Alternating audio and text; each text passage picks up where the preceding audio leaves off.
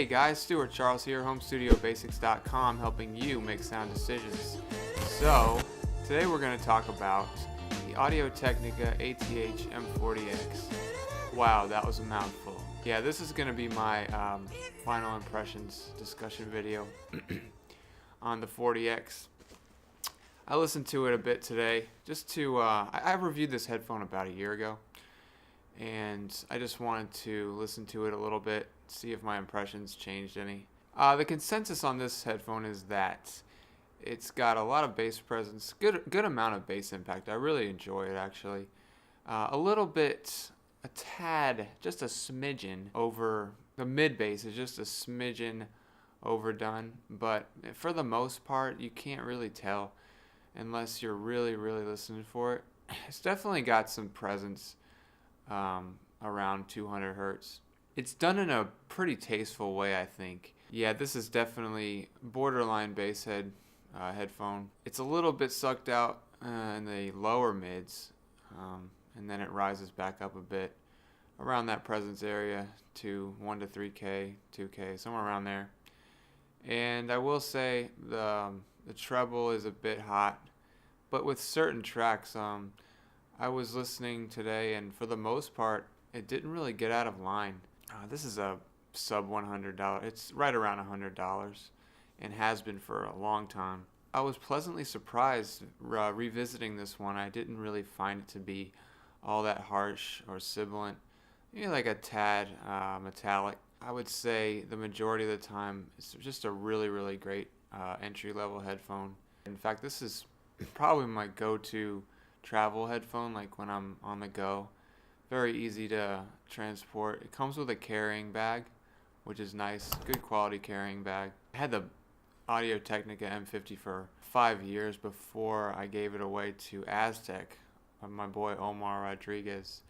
Hopefully he's enjoying them. I did ship him those with different pads because the original pads ended up flaking, and that's a common problem with the M40x and the M50x, just both of them in general. Like after a year or two of heavy use, the pads are going to start to flake. Like with age, the pads harden over time as well, so it kind of hurts. I ended up peeling off the entirety of the outside of the M50's cups to where it was just the memory foam. It'll look kind of ridiculous for a while, and then eventually I just gave up on them and put the Brainwaves pads. Not the best pairing in the world with this headphone. I really hope Omar invested in a different set, because while it opened up the soundstage, the bass became really anemic and kind of needly sounding. It wasn't very good, and it made the highs on the original M50. The highs were problematic, and it made it even worse, like the issue even worse. So yeah, the M40x, it's not as shrill as the original M50. They did improve the M50x in that treble area. Sounds a lot better, but I still really enjoyed the original M50. We're way off topic. As far as build on the M40x, the only problem, they're a little bit smaller than the M50x and more compact. They don't feel cheaper, they just feel a little bit lighter.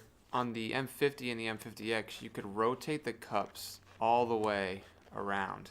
But on the M40X, you can only, they don't face you. So you can turn them in, and you can turn them, just about right there.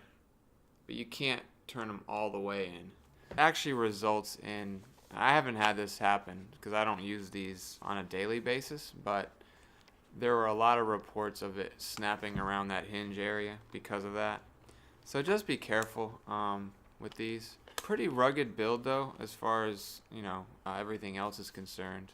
They have metal for the headband like the M50s and the M50Xs. The cups, they're a little bit bigger than a V6. So I consider the V6 like a hybrid circumaural, superaural. These are a little bit bigger, and they don't really, they're still not a true circumaural headphone, I don't think, but they're bigger, and they're bigger than the V6's cups. So build overall, it's mostly plastic with that bit of metal. Not too much headband padding. We'll get into that in a second. Yeah, it's very good. Like when you hold them in your hand, it feels like they feel solid, about like what you paid for them. So cable is detachable, and they actually come with a coiled and a straight version, which I thought was pretty cool. The detachable cable is 2.5 millimeter into the ear cup and terminates in a 3.5 millimeter at the other end, and it comes with a 1/4 inch adapter. So you've got pretty much everything you need here. As far as comfort, I'm gonna be honest, these are not, like, coming from a 650, an HD650, SHP 9500, and even an SR 850. These in a V6, these are just not very comfortable over a long period of time.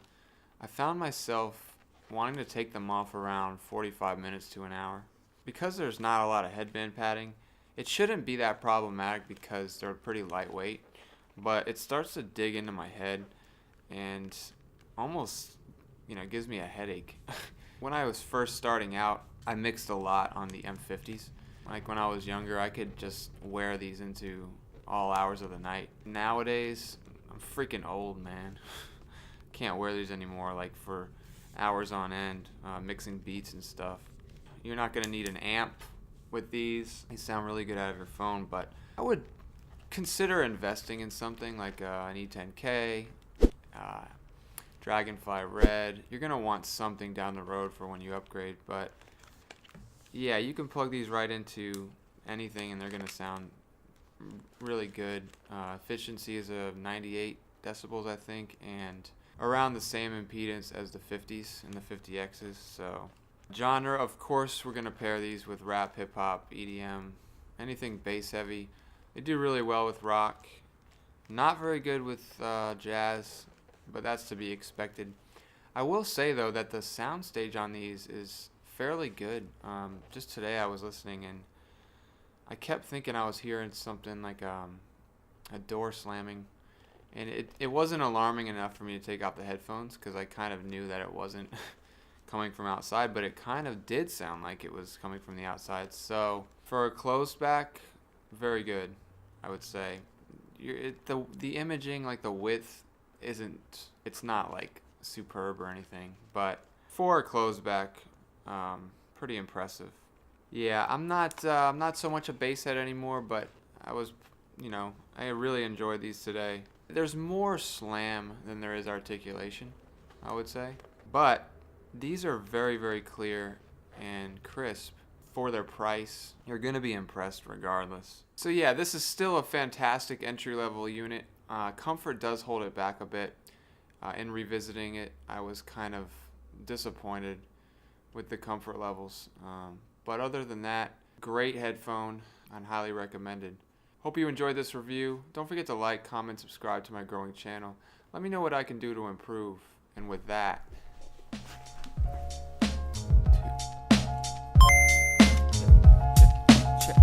Check 1, I 2. hope you enjoyed this review too.